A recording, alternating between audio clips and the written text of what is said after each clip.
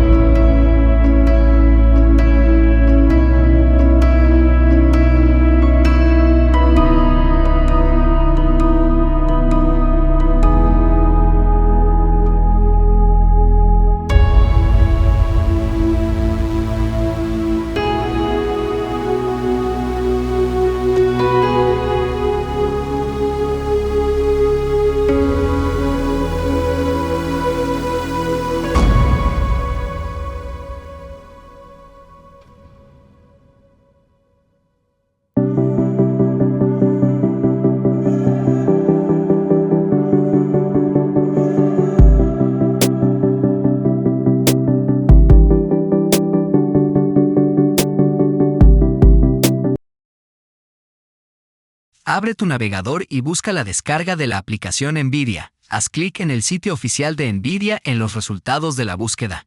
Una vez en el sitio web, haz clic en Descargar para obtener el instalador. Cuando se complete la descarga, abre el archivo y sigue las instrucciones para instalarlo.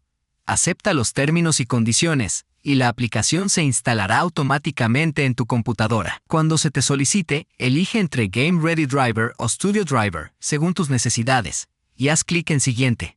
Finalmente, haz clic en Listo. Y eso es todo.